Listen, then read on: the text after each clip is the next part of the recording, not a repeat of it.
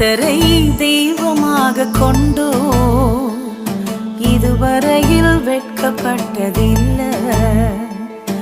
அவரையே ஆதரவாய் கொண்டோ நடுவழியில் நின்று போவதில்லை. வேண்டும் போதெல்லாம் என் பதிலானாரே, வாழ்க்கை முழுவதும் என் துணையானாரே.